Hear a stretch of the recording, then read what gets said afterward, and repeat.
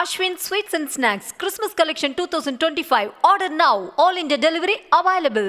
தென்காசியை ஆட்டிப்படைத்து வரும் பிரபல ரவுடி பாலமுருகன் நாட்டு வெடிகுண்டு வீச இருப்பதாக உளவுத்துறைக்கு தகவல் கிடைத்துள்ள நிலையில் கடையம் காவல் நிலையம் முன்பு தற்காப்புக்காக போலீசார் மணல் மூட்டைகளை அடுக்கி வைத்துள்ளனர்.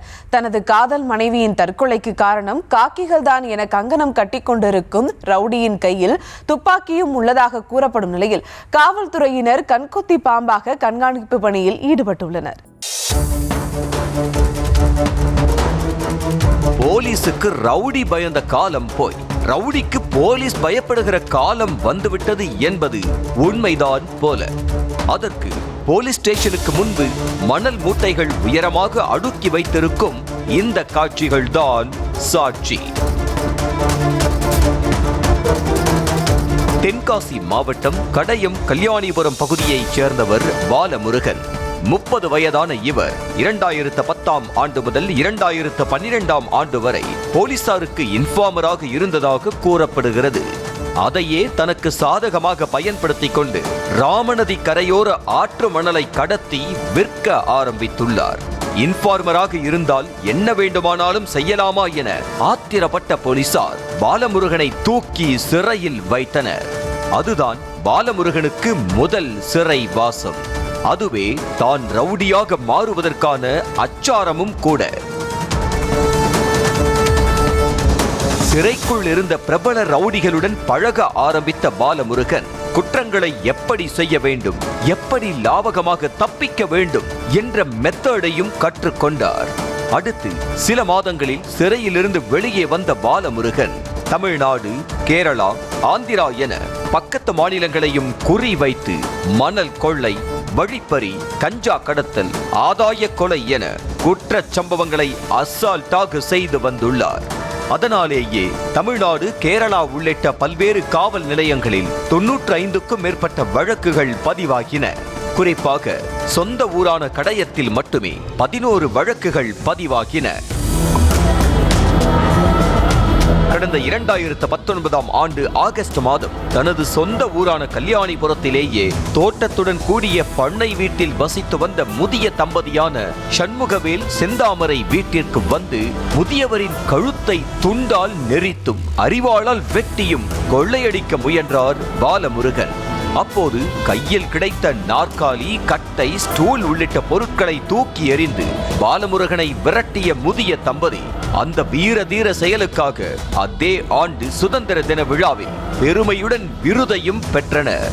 வீர தம்பதிக்கு விருது கிடைத்தது ஒரு பக்கம் மகிழ்ச்சிதான் என்றாலும் பாலமுருகனை கைது செய்ய காவலர்கள் வழக்கம் போல படாத பாடுபட்டனர் என்பது குறிப்பிட்டு சொல்ல வேண்டிய விஷயமாகும்.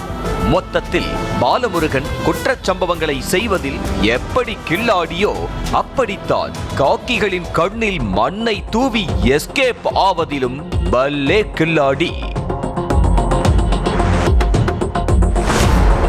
4 முறை போலீசார் கைது செய்து சிறைக்கு அழைத்து சென்ற போது காவலர்களை தள்ளிவிட்டு சிட்டாய் பறந்த பாலமுருகன் கடைசியாக கேரள மாநிலத்தில் நடைபெற்ற ஒரு குற்றச் சம்பவத்தில் கைது செய்யப்பட்டு திருச்சூர் சிறையில் அடைக்கப்பட்டிருந்தார்.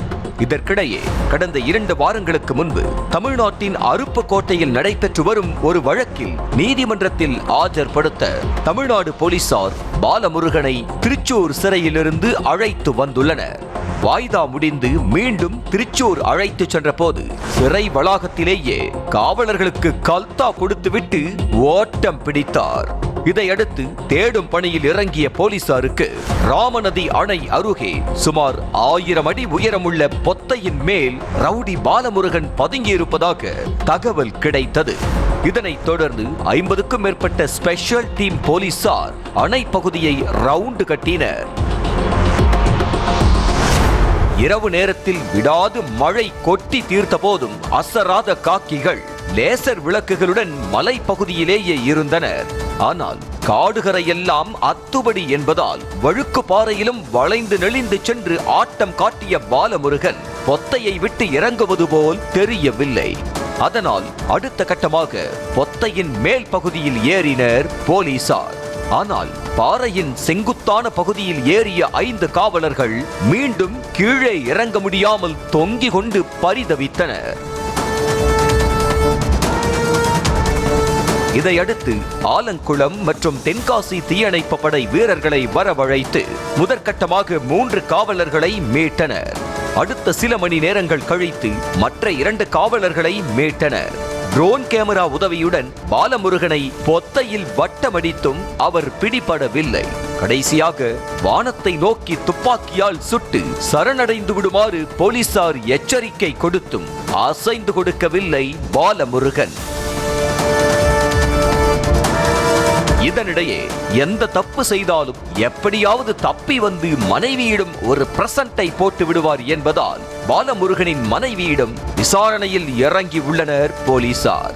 காவலர்கள் அடிக்கடி வந்து சென்றதால் மன உளைச்சல் அடைந்த பாலமுருகனின் மனைவி ஜோஸ்பினாள் காவலாக்குறிச்சியில் உள்ள தனது உறவினர் வீட்டுக்கு சென்று தனது பிள்ளைகளுக்கு விஷம் கொடுத்துவிட்டு தானும் விஷம் அருந்தினார். இதையடுத்து நெல்லை அரசு மருத்துவமனையில் அனுமதிக்கப்பட்டிருந்த ஜோஸ்பினாள் சிகிச்சை பலனின்றி கடந்த 17ஆம் தேதி உயிரிழந்தார். பாலமுருகனின் பிள்ளைகள் மட்டும் உயிர் பிழைத்தனர்.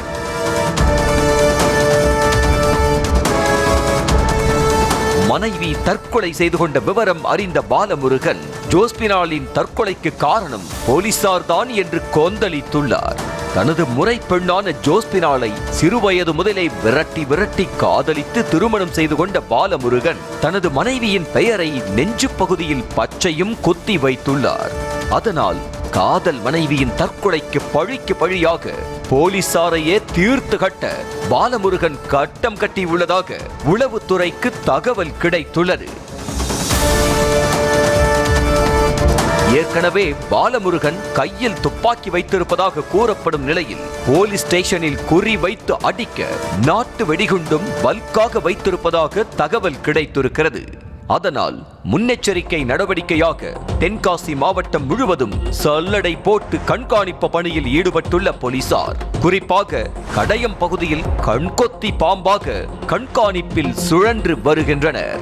அதிலும் நாட்டு வெடிகுண்டு வீசிவிடக் கூடாது என்பதற்காக கடையம் காவல் நிலையம் முன்பு மணல் மூட்டைகளை அடுக்கி வைத்துள்ளனர் காக்கிகள். முகத்தில் கரியை பூசிக்கொள்வது, மொட்டையடித்துக் கொள்வது, மீசையை மழித்துக் கொள்வது என கமல் போன்று பல கெட்டப் போட்டு பல முறை ஊருக்குள் வந்து காவல்துறையினரின் கண்ணில் சிக்காமல் நழுவி உள்ளார் என்பதால் சந்தேகத்திற்கிடமாக சுற்றும் ஆண்களை கண்களாலேயே ஸ்கேன் செய்து வருகின்றனர் காக்கிகள். உண்மையிலேயே திருப்பதிக்கு சென்று ஏழுமலையானிடம் வேண்டி மொட்டையடித்து கையில் லட்டு கொடுத்தாலும் கூட காவல்துறையினர் நோண்டி நொங்கெடுத்து வருகிறார்களாம். எவ்வளவோ பண்ணிட்டோம், இத பண்ண மாட்டோமா என்பது போல பாலமுருகன் தனது காதல் மனைவிக்காக காவல் நிலையத்தையே துவம்சம் செய்தாலும் செய்து விடுவார் என்ற அச்சம்தான் வேறென்ன. Ashwin Sweets and Snacks Christmas Collection 2025. Order now. All India delivery available.